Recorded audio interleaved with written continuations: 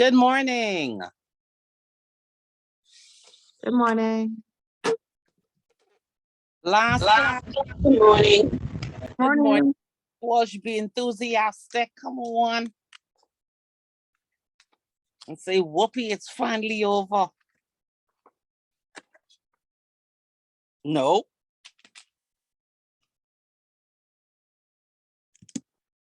I'm shocked. That normally happens at the end, not the beginning.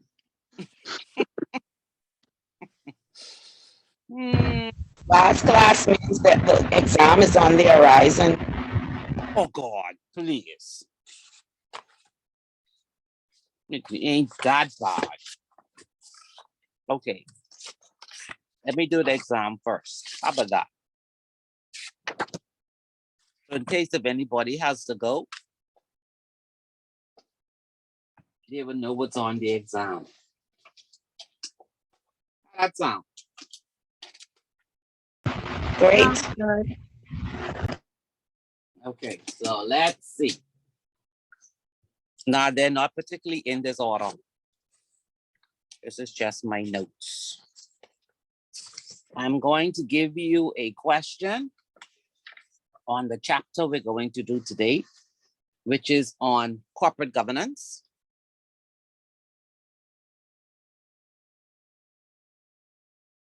Culture and ethics. I'm going to send you after class the article that I'll be sharing with you today, and it's on the Wells Fargo cross-selling scandal.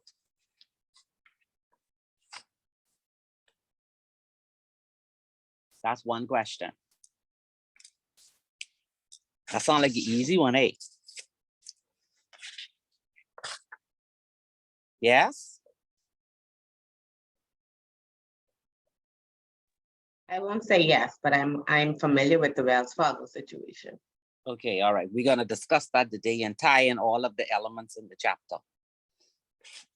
So that one shouldn't be that difficult.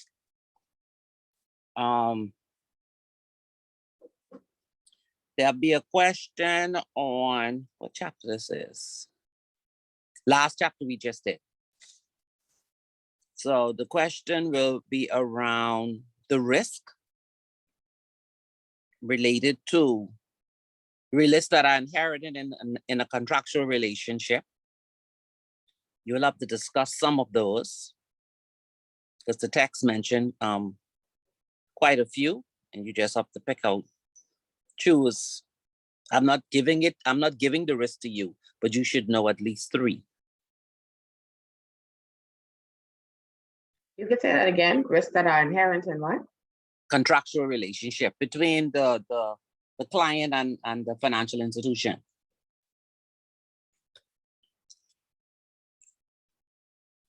This is the last chapter we just did. So don't go all over the place looking for it. I'm already telling you where it is.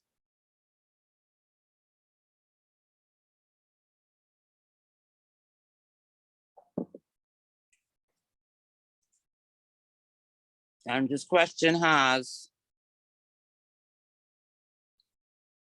3 parts. So that's one part. No. Let me see. Yeah, that's the first one. So you'll have to explain what the risks are all about. The next part will ask you how to manage it.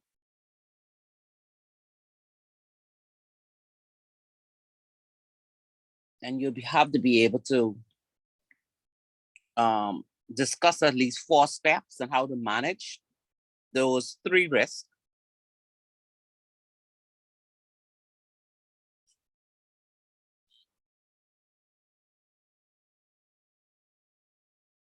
And the third part of that question is for you to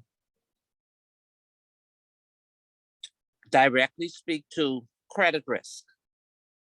So that means that when you do the first 3 risks, you don't include credit, you don't select credit, because there's one particular question just on credit risk.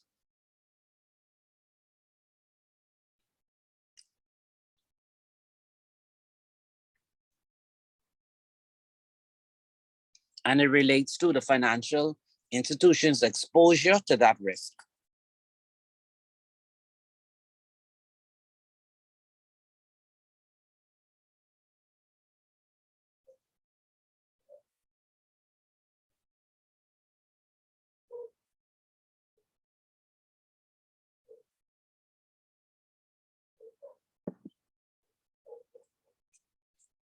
Any questions there?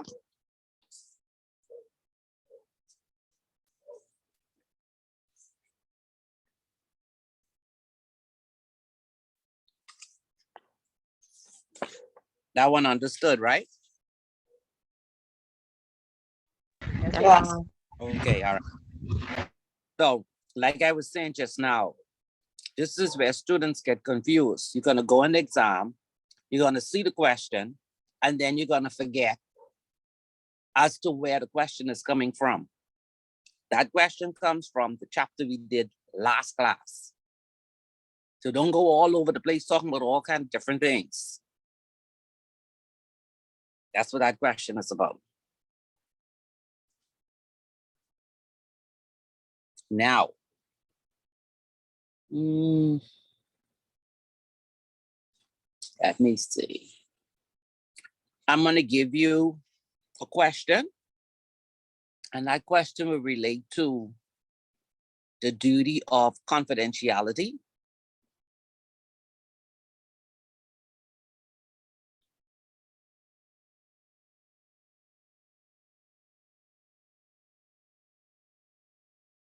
So I'm gonna make up a question to give you on that one.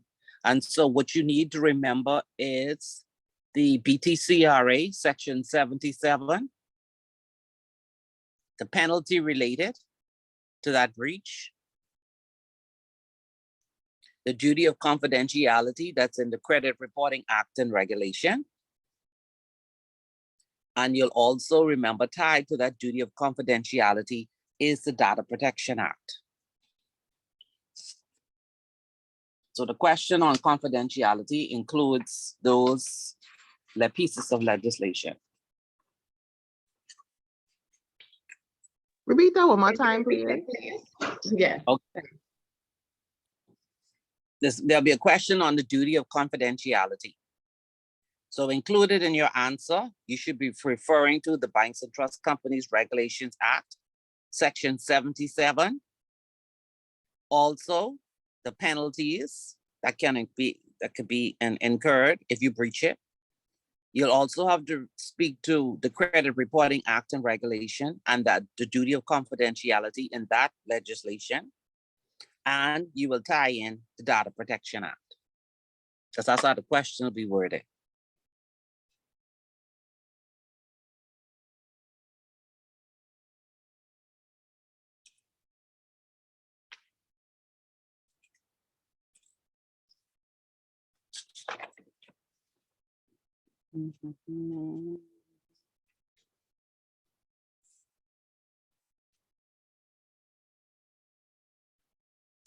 We have that? Yes. Okay.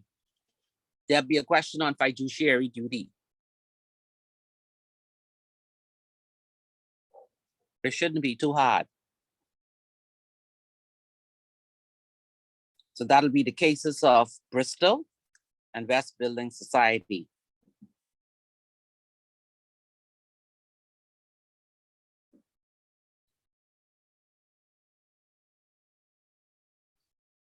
What's the case again, please? Bristol and West Building Society versus Mothau, M-O-T-H-E-W.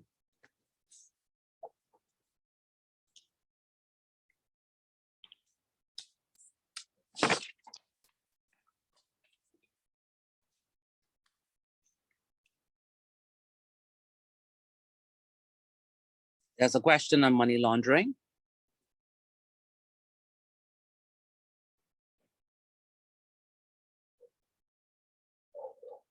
Which should be an easy one. Just relative to real estate transactions.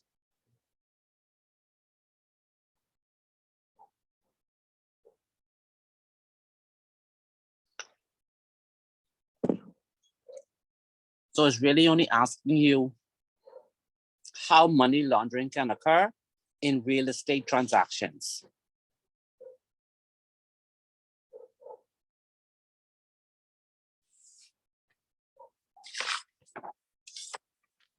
Let me turn in my paper.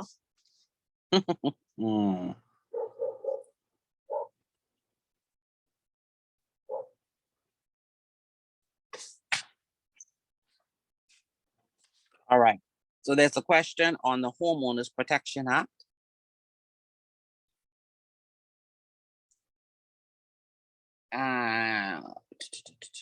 You need to know or read the cases of RBC versus Lawson Hall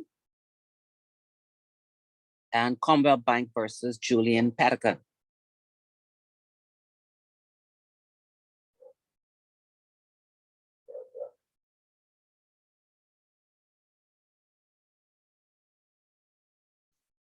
Remember, when you answer this question, to mention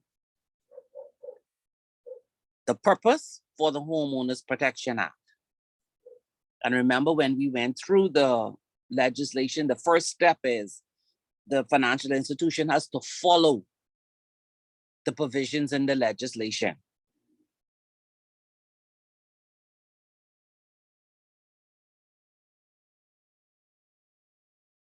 Before they could seek recovery of the security.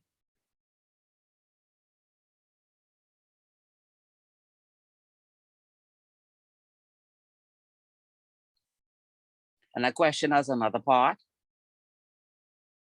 You should know the duties of the bank as a mortgagee.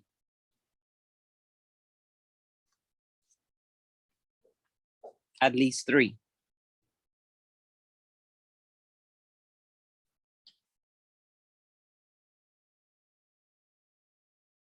Or I may put it as a separate one, but that's the question.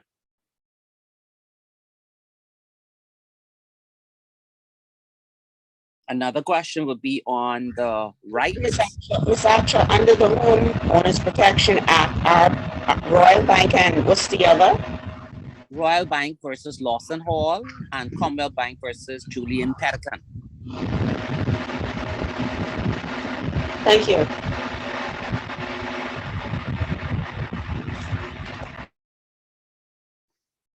And then after that, I said, you should know 3 duties of the bank as a mortgagee.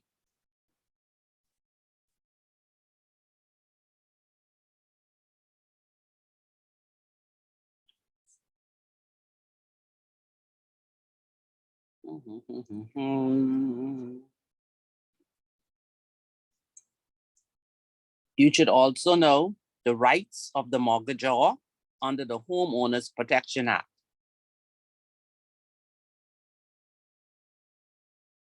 And that's again RBC versus Lawson and BOB versus Maycock, Herman Maycock.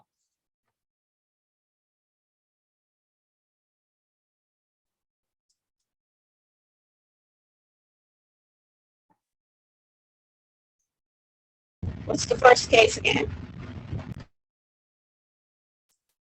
RBC versus Lawson.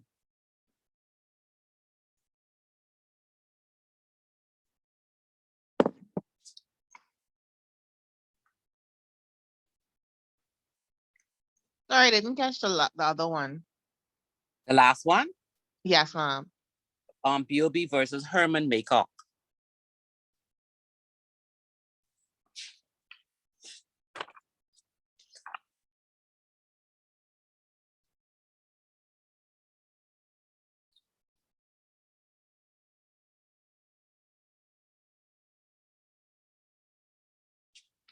Now, all of these questions so far are not long. If I say, give me steps, I just want bullet points.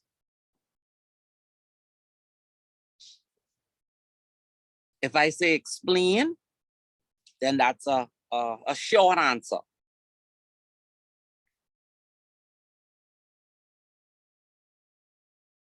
There's one mandatory question on this exam. But before I give you that, let me give you this other question. Let me see. Oh, yeah. There's one question on the Environmental Planning Act and the Construction Contractors Act.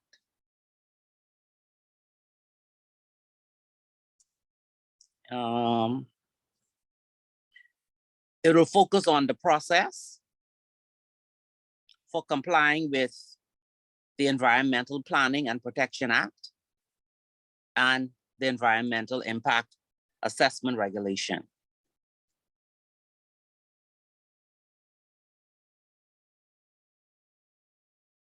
So process again is just bullet points.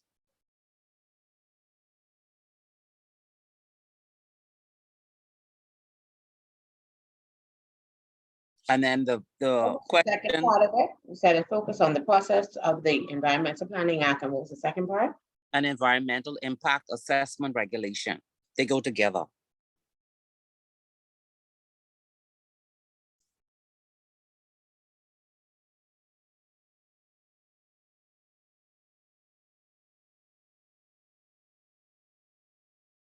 And then the second part to that would be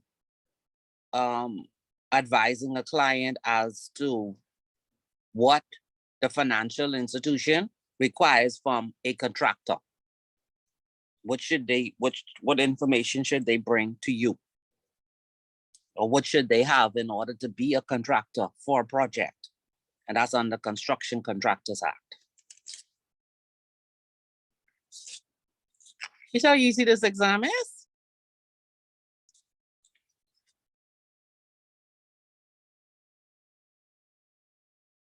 I hear nothing. Are we happy? Yeah. We'll know after the exam. All right. So the mandatory question. It refers to sections 21, 22, and 23 of the Conveyancing Act.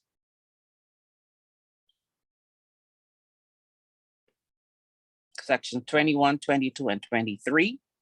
And the cases are Peace Holdings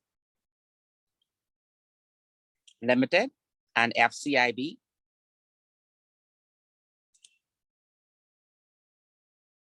Finco versus Teresita.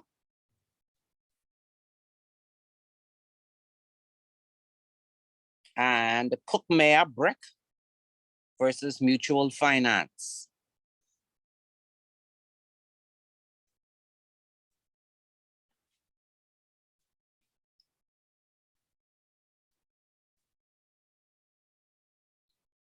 And that's a mandatory question.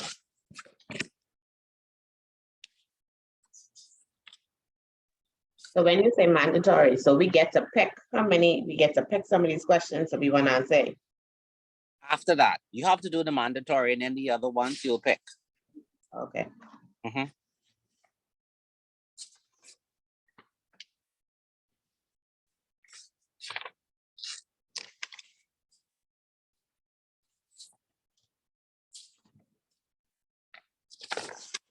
And how many do we have to pick?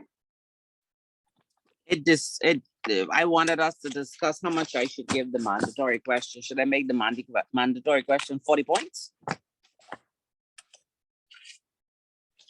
Yes. Then that leaves us with 60 points.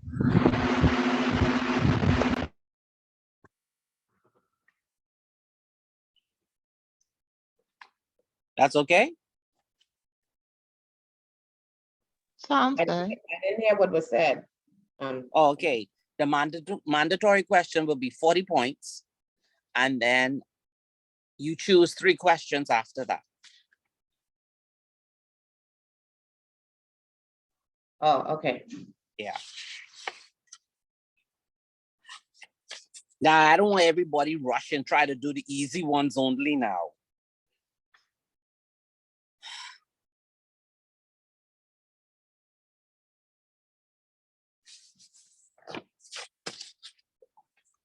Try to at least answer some of the mortgage related questions. Sounds good? Any For questions? now. I guess. Give us something to work with. Thank you. I'm saying no. No, we say for now, not no.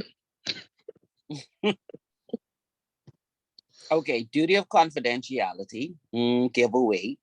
Fiduciary duty, yes, you know that. The one on the 3 risk and how to manage it. That's the easy question once you go to the chapter. The one on environmental impact, we went through the process. You know what's required for a contractor, because we discussed that, remember? Yes. The question on money laundering, we discussed that too. And what else? The Homeowners Protection Act, what the institution, the mortgagee has to do to secure its security. Next easy question.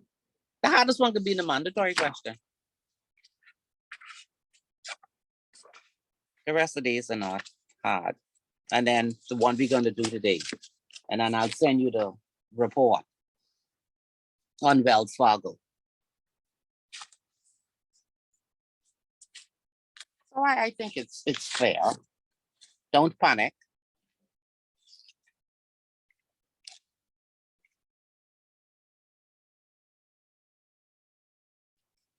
Everybody quiet now.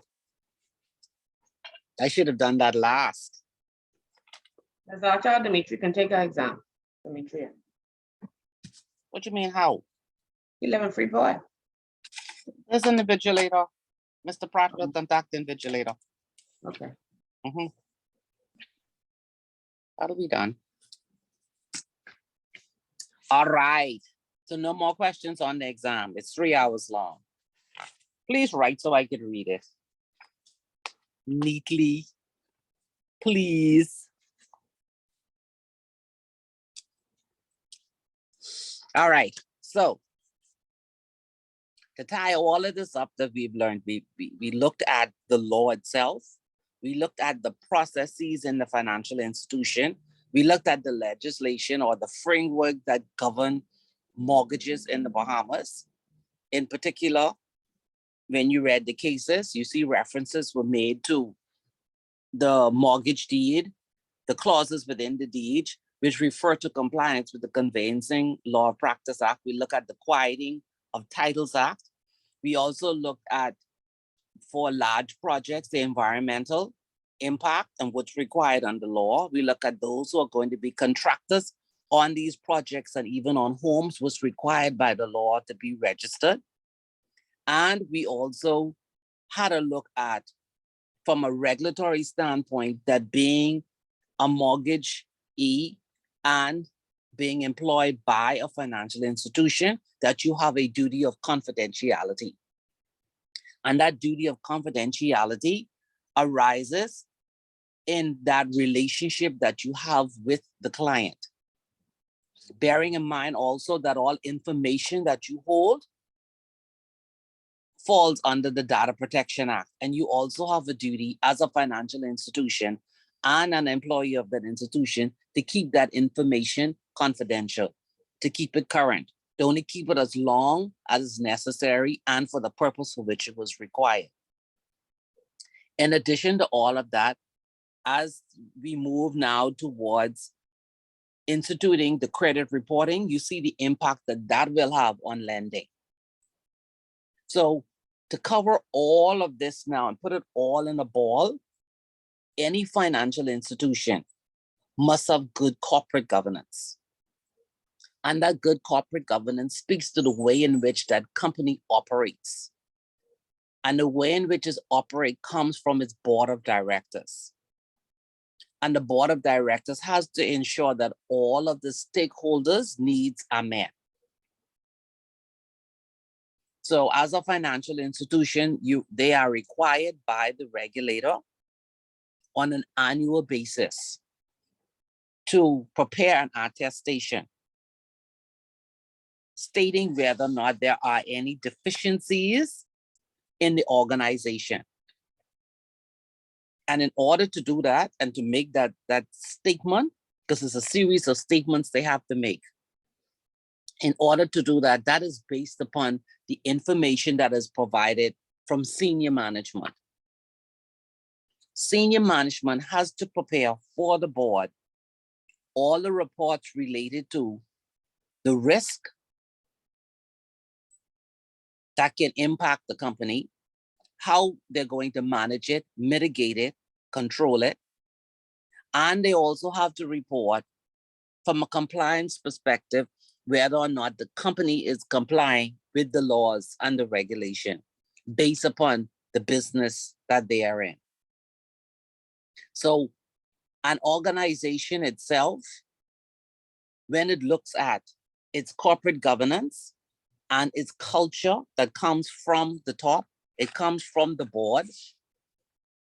The policies and procedures that are sent to the board for approval are based upon the tone from the top, the operations that the financial institution is in, and also looking at the laws and the regulation for those operations and what is best practice. So when you look at all of these different aspects of an organization, you realize that mortgages is just one product that is being offered. When the regulators come in to conduct an on-site examination, they decide what risk that they're going to look at. And based on that risk, the determination is then made whether or not the board is driving the company and that product in the right direction. Are they addressing the risk properly and adequately? So when we look at Wells Fargo, for those who are not familiar, had a series of scandals. And those series of scandals pointed towards a lot of different deficiencies. It looked at their board oversight. It looked at compliance and ethics. It looked at corporate crime. It even looked at corporate culture, misconduct, oversight, reputation risk. All of those things fell on Wells Fargo. So when all of this came to light, the first focus was on the corporate culture. And as I go through this, I want you to think about your organization. Whether you see any of these things happening in your organization or did happen, and how it could have been addressed, and the impact they can have not just on your institution, but a systemic institution, because we're talking about commercial banks. So we all know that corporate culture is the tone at the top. And the impact of that culture has an impact on the organizational outcome. So culture is always a critical contributor to employee engagement, to motivation, and also performance. And the nature of that relationship instills the desired values in employee conduct. But to measure the two is very difficult. Deloitte and Touche did a survey, and they found that 94% of executives believe that workplace culture is important to a business success. 62% believe that clearly defined and communicated core values and beliefs are important. Another researcher found that evidence that governance practices and financial incentives can reinforce culture. However, they also find that incentives can work in opposition to culture, particularly when they reward employees for achieving a metric without regard to the actions they took to achieve that metric. So according to a participant in the study, they said that people invariably will do what you pay them to do, even when you're saying something different. So the tensions between corporate culture, financial incentives, and employee conduct was illustrated in the Wells Fargo cross-selling scandal. So Wells Fargo had a good reputation for sound management. And before the scandal broke, it actually purchased another bank, making it the third largest bank in America. And it was one of the least tarnished institutions with regard to scandals and reputational crisis. So Wells Fargo success was built on cultural and economic model that combined deep customer relations and an actively engaged sales culture. And the company's operating elements were its vision and values. And his vision was to satisfy every customer's needs and help them succeed financially. The emphasis was, our vision has nothing to do with transactions, pushing products, or getting bigger for the sake of bigness. It's about building lifelong relationships, one customer at a time. We strive to be recognized by our stakeholders as setting the standard among the world's great companies for integrity and principled performance. This is more than just doing the right thing. We also have to do it in the right way. So the company took this statement or these statements for its vision and mission very seriously. Their focus was always, and the center of everything they did was on culture. And they say that their success and their long-term performance was based on culture. They said, if I have any one job here, it's the keeper for the culture. And that was said at the CEO at that time. So cross-selling is the more products that a customer has with Wells Fargo, the more information the bank has on that customer. And that allows for better decisions about credit, products, and pricing. And cross-selling is, once that term came out, because I remember when it came out, when that term came out, cross-selling, that was the in thing. Everybody wanted to learn how to do cross-selling in order to meet their goals, their target goals. So customers with multiple products are significantly more profitable. The CEO said at that time at Wells Fargo, to succeed at it, that's cross-selling, you have to do 1,000 things right. It requires long-term persistence, significant investment in systems and training, proper team member incentives and recognition, and taking the time to understand your customers' financial objectives. So let me ask you all now. I know your institution does cross-selling. How has it changed since Wells Fargo? Because I know when Wells Fargo scandal broke out, a lot of the local financial institutions had to look at their cross-selling to ensure that they were not doing the same thing that Wells Fargo was doing. Any comments?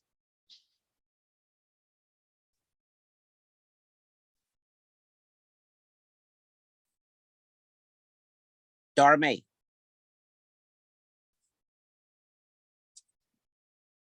Yes, ma'am. you have any comments about cross-selling? No, ma'am. No? No.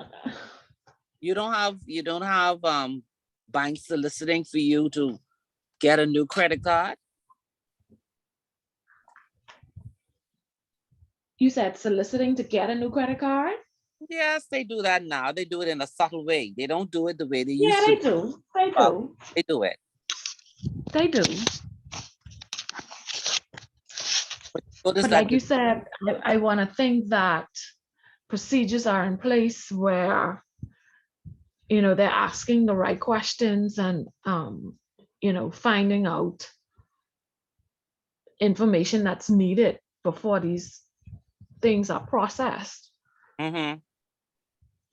And I learned this week that some institutions, based on the customers' credit reports that are coming out now, they're also Yeah. offering credit cards and loans to Yes. customers. Yes. So Based that's on their credit scores, yes. mm-hmm. So once we go through Wells Fargo, I want you to think about these same things, these same cross-selling of products. Because I know everybody has targets to meet. But Wells Fargo's team went even further. So the management team at Wells Fargo, the senior management team now, they consisted of 11 direct reports with an average of 27 years of experience at Wells Fargo. So they weren't new. The decisions were made collectively. According to the former CEO, no single person has ever run Wells Fargo, and no single person probably ever will. It's a team game here. Although the company maintains independent risk and oversight mechanisms, All senior leaders are responsible for ensuring that proper practices are embedded in their divisions. They said the most important thing that we talk about inside the company right now is that the lever that we have to manage our reputation is to stick to our vision and values. So let me ask you and stop right there. How many of you know your company's vision out of your head?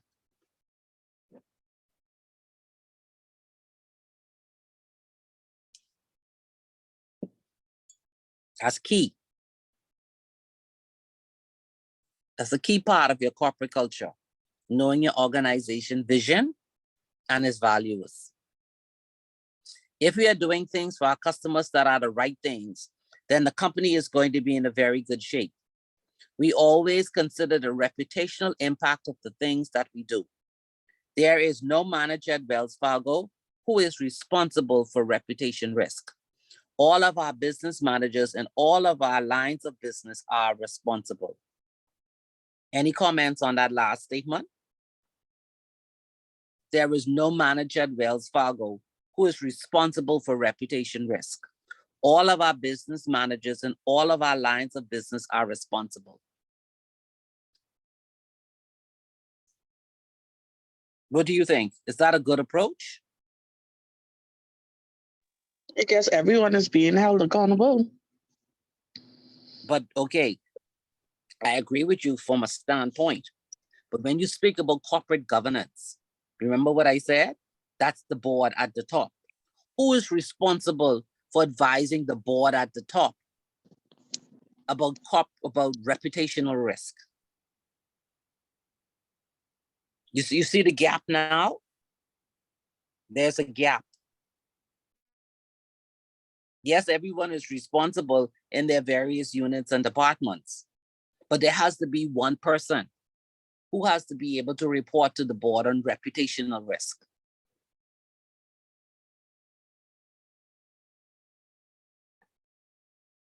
So in the Gallup poll before the scandal came out, they said that Wells Fargo was, quote, great place to work. So in 2013, rumors circulated that Wells Fargo employees in Southern California were engaging in aggressive tactics to meet their daily cross-selling targets. According to the Los Angeles Times, approximately 30 employees were fired for opening new accounts and issuing debit or credit cards without customer knowledge. In some cases, by forging signatures. We found a breakdown in a small number of our team members, a Wells Fargo spokesman said. Our team members do have goals, and sometimes they can be blinded by a goal. According to another representative, this is something we take very seriously when we find lapses. We do something about it, including firing people. So some outside observers allege that the bank's practice of setting daily sales targets put excessive pressure on employees. Branch managers were assigned quotas for the number and types of products sold. If the branch did not hit its targets, the shortfalls were added to the next day's goals. Branch employees were provided financial incentive to meet cross-sell and customer service targets, with personal bankers receiving bonuses up to 15 to 20% of their salary, and tellers receiving up to 3%. Anything wrong with that? Yes. What? Let me hear.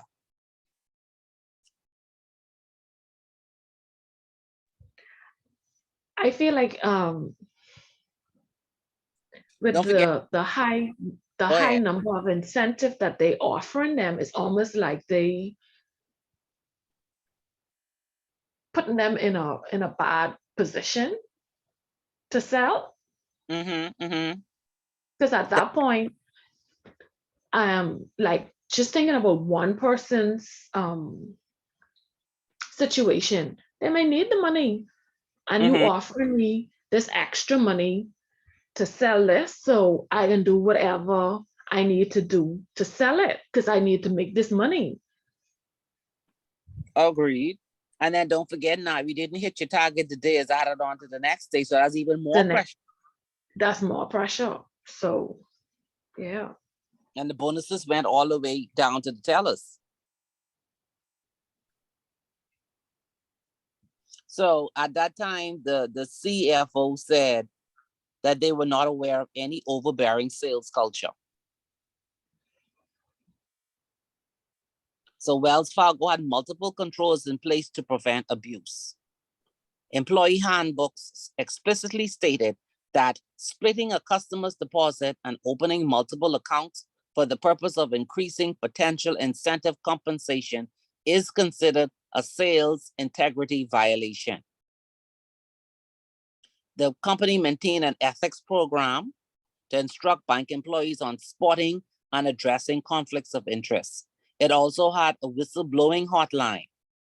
Senior management incentive system had protections consistent with best practices for minimizing risk, including bonuses tied to instilling the company's vision and values in its culture, bonuses tied to risk management, prohibition against hedging or pledging equity awards, hold past retirement provisions for equity awards, and numerous triggers for clawbacks and recoupment of bonuses in the cases where they were inappropriately earned.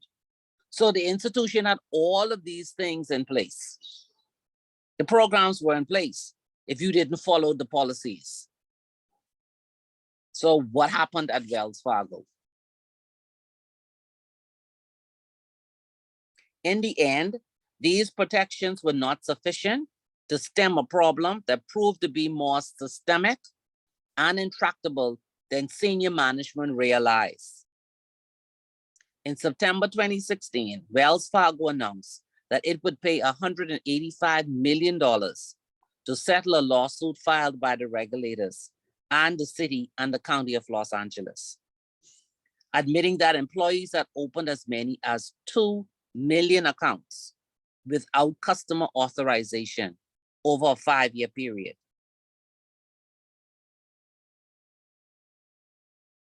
So the director of Consumer Financial Protection Bureau criticized the bank for failing to monitor its program carefully, allowing thousands of employees to game the system and inflate their sales figures to meet their sales target, and claim higher bonuses under extreme pressure.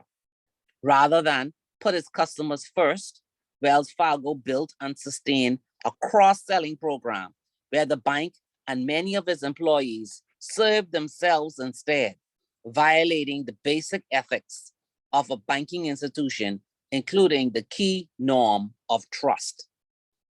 Because once you have reputation risk, the next thing you have is all of your customers lose trust in your organization and your stock price begin to fall. So Wells Fargo spokesman had responded saying, "We never want products, including credit lines, to be opened without a customer's consent and understanding. In rare situation, when a customer tells us they do not request a product they have, our practice is to close it and refund any associated fees." In a release, the bank said that Wells Fargo is committed to putting our customers interest first, 100% of the time. And we regret and take responsibility for any instances where customers may have received a product that they did not request. The bank announced a number of actions and remedies, several of which had been put in place in preceding years. The company hired an independent consulting firm to review all accounts openings since 2011 to identify potentially unauthorized accounts. $2.6 million was refunded to customers for fees associated with these accounts. 5,300 employees were terminated over a 5-year period. Carrie Tolstad, who was the head of the retail banking division, was retired. Wells Fargo eliminated product sales goals and reconfigured branch level incentives to emphasize customer service rather than cross-sell matrix. The company also developed new procedures for verifying accounts openings and introduced additional training and control mechanisms to prevent violations. Nevertheless, in the subsequent weeks, senior management and the board of directors struggled to find a balance between recognizing the severity of the bank's infractions, admitting fault, and convincing the public that the problem was contained. They emphasized that the practice of opening unauthorized accounts was confined to a small number of employees. 99% of the people were getting it right. 1% of the people in community banking were not. It was people trying to meet minimum goals to hang on to their jobs. That's what they said. They also asserted that these actions were not indicative of a broader culture. They also pointed out that the financial impact of the customer and the bank was extremely limited. Again, they weren't facing reality. Of the 2 million potentially unauthorized accounts, only 115,000 incurred fees. And those fees total $2.6 million.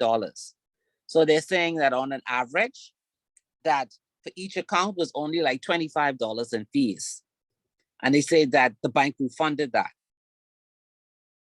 And in Wells Fargo eyes, they're saying that the publicity and the lack of trust should be negative, because we're talking about a little small amount, $25. So they said, we've had very, very low volumes of customer reaction since that happened. We sent 115,000 letters out to people saying that you may have a product that you didn't want, and here is the refund of any fees that you incurred as a result of it. And we got very little feedback from that as well. Still, they're not understanding that even though you don't get feedback from the customers, it doesn't mean that the customers now lack trust in the organization. The practice also did not have a material impact on the company's overall cross-sell ratios, increasing the reported matrix by a maximum of 0.02 products per household, according to one executive. The storyline is worse than the economics at this point. That is what one of some of the managers said. Nevertheless, although the financial impact was trivial, the reputational damage proved to be enormous. When the CEO appeared before the US Senate, the narrative of the scandal changed significantly. Senators criticized the company for perpetrating fraud on its customers, putting excessive pressure on low-level employees, and failing to hold senior management responsible. In particular, they were sharply critical that the board of directors had not clawed back significant pay from John Stumpf or former retail banking head Carrie Stolstad, who retired early in the summer with a pay package valued at $124.6 million. Senator Elizabeth Warren of Massachusetts told Stumpf, the former CEO, "You know, here's what really gets me about this, Mr. Stumpf. If one of your tellers took a handful of $20 bills out of the cash drawer, they'd probably be looking at criminal charges of theft. They could end up in prison. But you squeeze your employees to the breaking point, so they would cheat customers, and you could drive up the value of your stock and put hundreds of millions of dollars in your own pocket. And when it all blew up, you kept your job. You kept your $1 million bonuses. And you went on television to blame thousands of $12 an hour employees who were just trying to meet cross-sell quotas that made you rich. This is about accountability. You should resign. You should give back the money that you took while this scam was going on. And you should be criminally investigated by both the Department of Justice and the Securities and Exchange Commission." End quote. Any comments? You agree with her?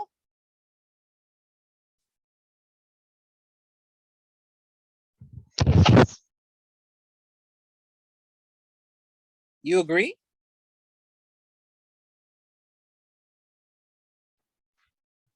Yeah, because I feel like the staff was somewhat forced to a certain degree. Mm-hmm. Mm-hmm. They were the ones that lost their jobs in the end because of what was stipulated upon them.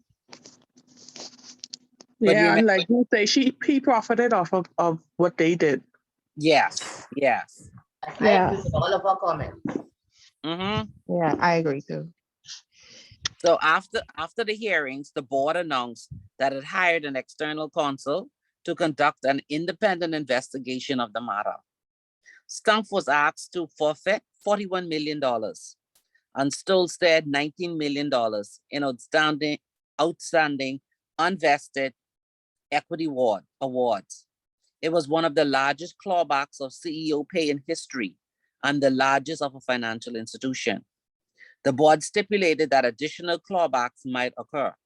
Neither executive would receive a bonus for 2016, and Stumpf agreed to forego a salary while the investigation was underway. 2 weeks later, Stumpf resigned without explanation. He received no severance and reiterated a commitment not to sell shares during the investigation. The company announced that it would separate the chairman and the CEO roles. Tom Sloan, Chief Operating Officer, became CEO. Lead Independent Director Stephen Sanger became non-executive chairman, and Elizabeth Duke became vice chairman. So you see another thing that was wrong, right? They had to separate the roles of chairman and CEO. And you'll see that here locally, the chairman and the CEO are not one and the same because there's too much control.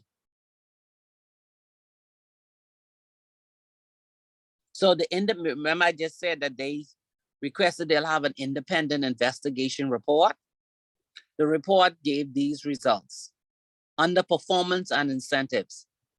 It said the report faulted the company's practice of publishing performance scorecards for creating pressure on employees to sell unwanted or unneeded products to customers, and in some cases to open unauthorized accounts. Employees feared being penalized for failing to meet goals, even in situations where those goals were unreasonably high. In many instances, community bank leadership recognized that their plans were unattainable. They were commonly referred to as 50-50 plans, meaning that there was an expectation that only half the regions would be able to meet them. The report faulted management for failing to identify the relationship between the goals and bad behavior, even though that relationship is clearly seen in the data. As sales goals became more difficult to achieve, the rate of misconduct rose. Of note, the report found that the employees who engage in misconduct most frequently associated their behavior with sales pressure rather than compensation incentives. The organizational structure. The report asserted that corporate control functions were constrained by a decentralized organizational structure and described the corporate control functions as maintaining a culture of substantial deference to the business unit. Group risk leaders took the lead in assessing and addressing risk within their business unit, and yet were answerable principally to the heads of their business. So the board report also criticized control functions for not understanding the systemic nature of sales practice violations. So for example, the chief operational risk officer did not view sales practices or compensation issues as within her mandate, but as a responsibility of the line's business and other control functions, such as HR or audit and investigations. She viewed sales gaming as a known problem that was well managed, contained, and small. Human resources had a great deal of information recorded in the systems, but it had not developed the means to consolidate information on sales practices issues and to report on them. Internal audit. did not attempt to determine the root cause of unethical sales practices. The report concluded that while the advisability of centralization was subject to considerable disagreement within Wells Fargo, events show that a strong centralized risk function is most suited to the effective management of risk. And then when it came to leadership, they criticized the CEO, Mr. John Stump, and of course, Carrie Tolstead, the community banking head, for their leadership failures. They said, according to the report, Stump did not appreciate the scope and scale of sales practices violations. Stump's commitment to the sales culture led him to minimize problems with it, even when plausibly brought to his attention. For example, he did not react negatively to learn that 1% of employees were terminated in 2013 for sales practices violations. In his view, the fact that 1% of Wells Fargo employees were terminated meant that 99% of employees were doing their jobs correctly. Consistent with this, the report found that Stump was not perceived within Wells Fargo as someone who wanted to hear bad news or deal with conflict. The report acknowledged the contribution that Tolstead made to the bank's financial performance. She was credited with the community's strong financial results over the years and was perceived as someone who ran a tight ship with everything buttoned down. Community bank employee engagement and customer satisfaction surveys reinforced a positive view of her leadership and management. Stump had enormous respect for Tolstead's intellect, her work ethics, acumen, and discipline, and thought she was the most brilliant community banker he had ever met. At the same time, it was critical of her management style, describing her as obsessed with control, especially of negative information about the community bank, and faulting her for maintaining an inner circle of staff that supported her, reinforced her views, and protected her. She resisted and rejected the near unanimous view of senior regional bank leaders that the sales goals were unreasonable and led to negative outcomes and improper behavior.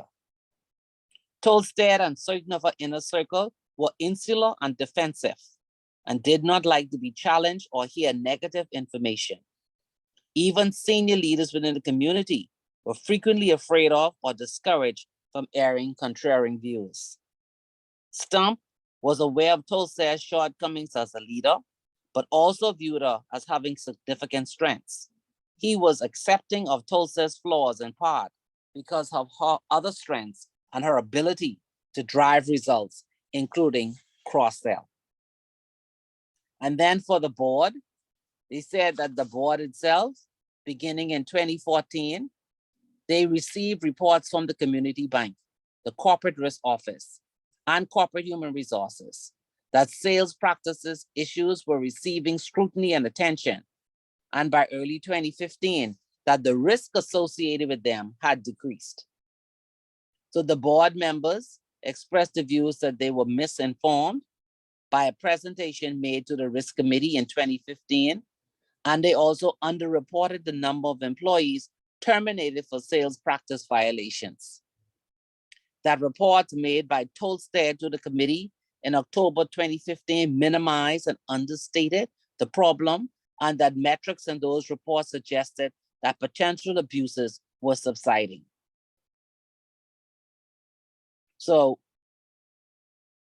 over the long term, the board report had related actions, did not put an end to shareholder and regulatory pressure. In August 2017, the company increased its estimate of the number of potentially unauthorized consumer accounts to the 3.5 million, and then issued an additional $2.8 million in refunds. The bank also announced that it identified sales practice violation in both its auto and mortgage lending divisions. In February 2018, citing widespread consumer abuses, the Federal Reserve Bank took the unprecedented action of placing a strict limit on the company's asset size, forbidding the bank from growing past the 1.95 trillion in assets it had at year end until it demonstrated an improvement in corporate controls. So what were these auto and mortgage lending violations? So the first thing is they were charging customers in an unfair manner for auto insurance without their knowledge. The consent order noted that Wells Fargo forcibly placed duplicative or unnecessary insurance on hundreds of thousands of those borrowers' vehicles. The bank said it would refund 570,000 auto loan consumers who paid unnecessary coverage. For the mortgage, they were charging certain borrowers for extensions on mortgage interest rate locks, even though the delays weren't the client's fault. Its extension fees policy was not consistently applied, which resulted in customers paying extra fees that should have been absorbed by the bank under its policy. So for those two violations, the auto insurance and the interest, they had to pay another fine of $1 billion.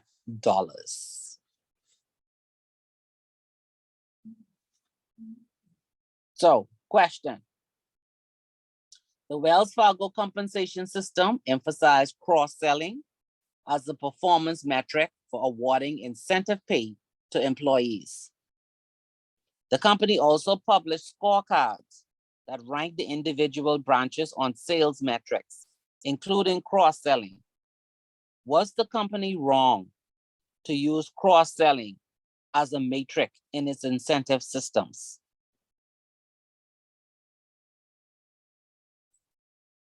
So their compensation system emphasized cross-selling as a performance metric for awarding incentive pay to employees.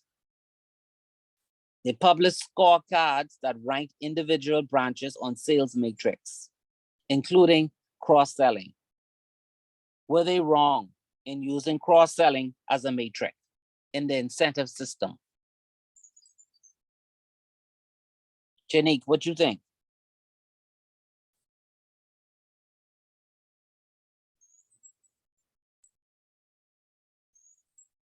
I would not say they were wrong.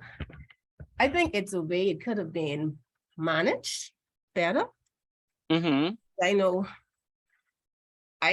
like even in my company, they have incentives, but they just have to more or less manage it or have someone oversee it or someone be more responsible. And maybe it's to the degree they were pushing it. Maybe they could have Yeah. down a bit. They could have had the cross-selling included, but not cause it to be, is it a pressure?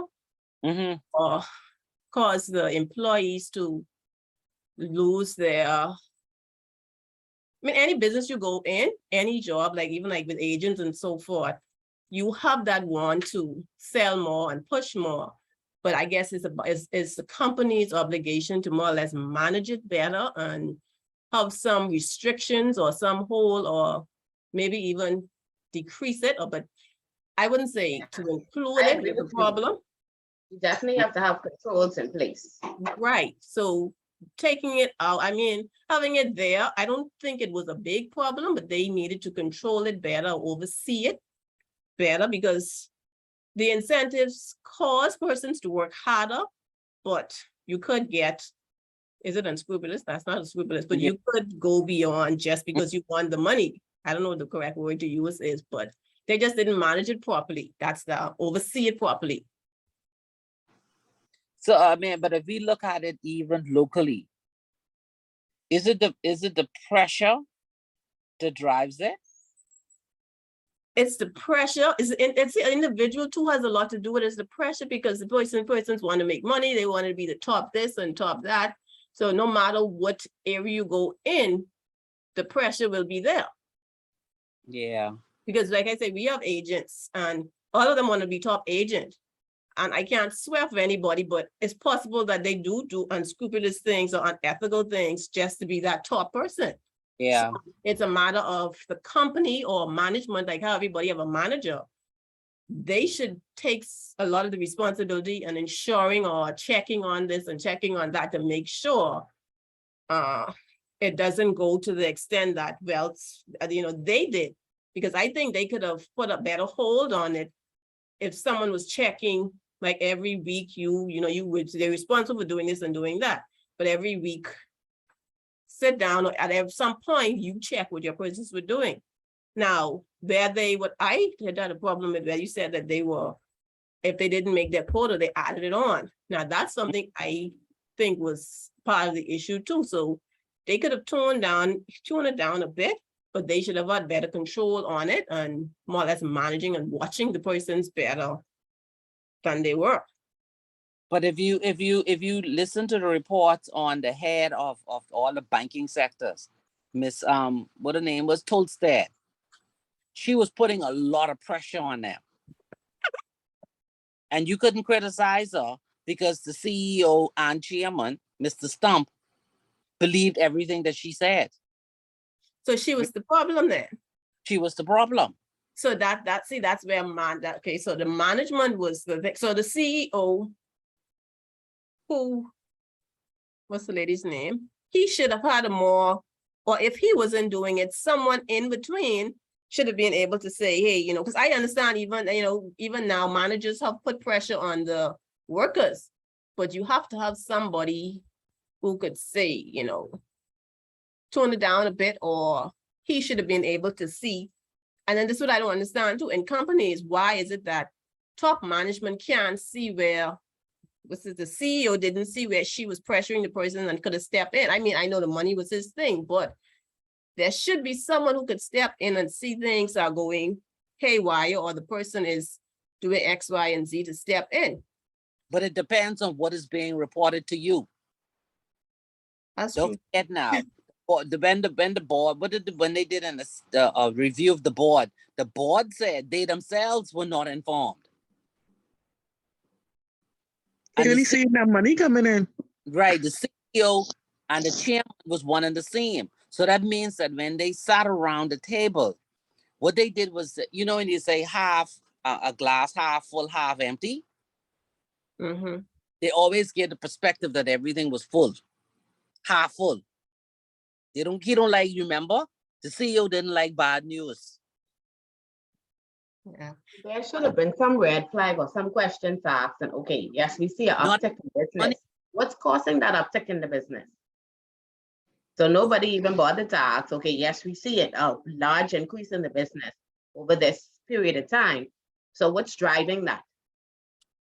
Our salespeople making money. That's probably what she said.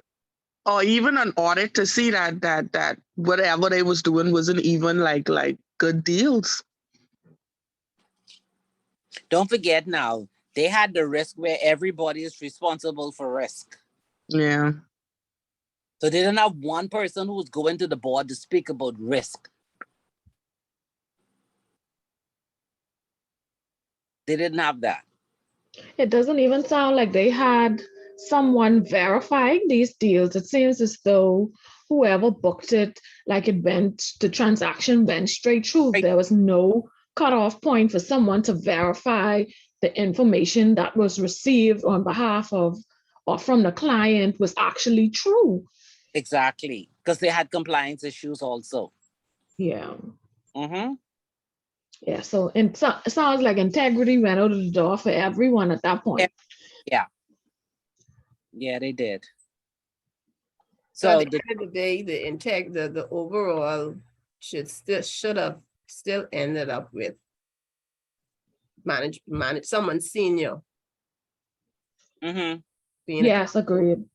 Yeah. Mm-hmm. So if you look at the management, the whole management itself, and the fees that they had to pay for the scandal. So even though the dollars involved were small, the direct fees that they had to give back to the clients, the reputational damage to the bank was massive. So how could a company prepare itself against problems that to them don't seem material, but outside to the business world, it impacts their reputation, which makes it material. How can a company prepare itself for that? Because don't forget now, in the eyes of Mr. Stump and Ms. Tolstead, nothing was really wrong. Because even when they look at the amount of employees they had to fire, to them, it wasn't that much. And remember now, they went and they identified where the deficiencies were, and they put training and put policies and stuff in place. Some of the policies were already in place, they just weren't being followed. But I have a question though. Go ahead. I mean, I may be a little off. When it comes to companies, right? Like boards and boards not knowing this and the board only seeing this in the next thing. You don't think that the board should have somebody on the ground besides just depending on, say, the president or whomever, CEO, to report to them? Shouldn't they have somebody in there on the ground to give them the true story of what's happening? Because a lot of times, just like in this case, board didn't get the true story, but it was known that something was wrong. Mm-hmm. So And why? That's the role of the independent non-executive director. That's why you see a lot of boards, or when you read a lot, you hear, or if you read the central bank's corporate governance guidelines, you see they refer to this independent director. And that independent director brings to the table what's happening in the local environment. What are people saying? What are the competitors doing compared to what you are doing? All So companies don't have that though. as of what's happening on the ground. Not all companies have that though, right? No. The regulated ones have it.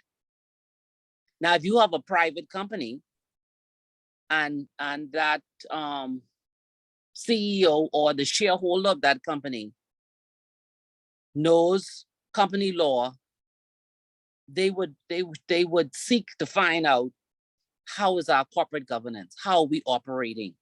What are we missing? What can we do better? So for Janique, for us, the ICB does that for us, for family guardian. Okay, Yeah. okay. Thank you. You know, that's my question to you on the side, but thanks. Yeah. I think we get it done as well because we're regulated by central bank, so we have a compliance officer and an internal auditor who report to central bank on our board as well as the operations. Mm-hmm. And on your board, you should have an independent director.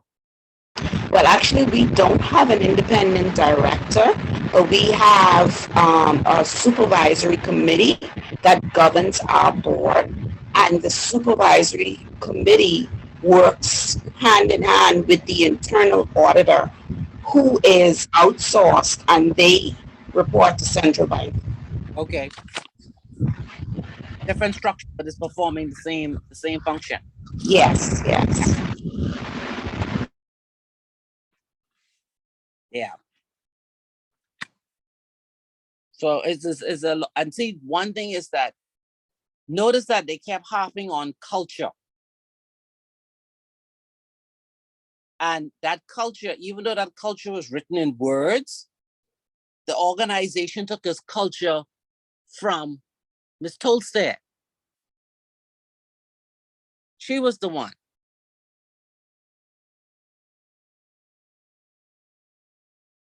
So you could say your culture is whatever it is, but they will do what they need to do based upon where that push is coming from, that pressure. And that was a lot of pressure.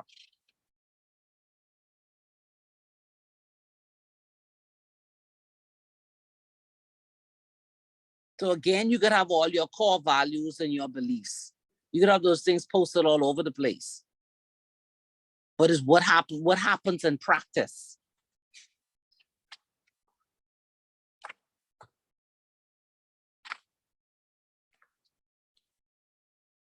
And I think it probably was just too big. You know, like when you grow too big too fast?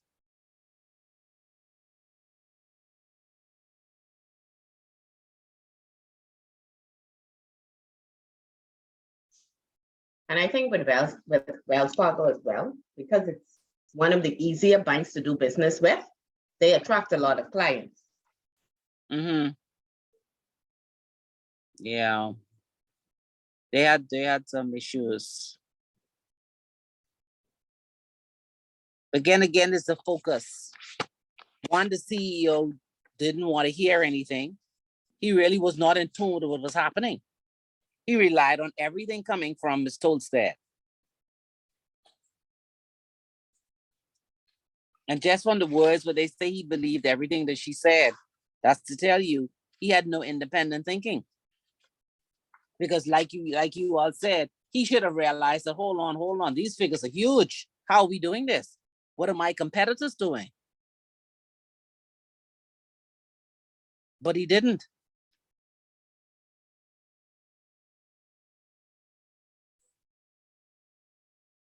He didn't do it at all.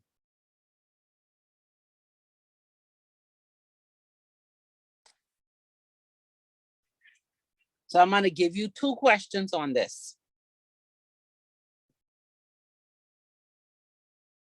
And I'm going to send you the case.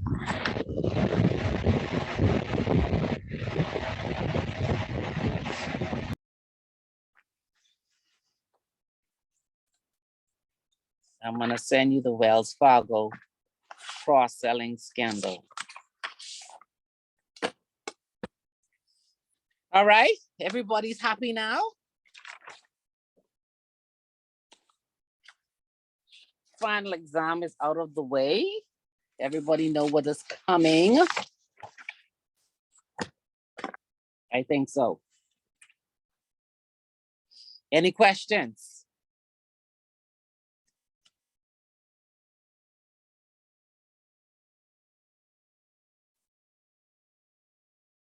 No questions? I guess not. I don't have any. Okay, and I'm giving you all back your Saturday. Aren't you happy?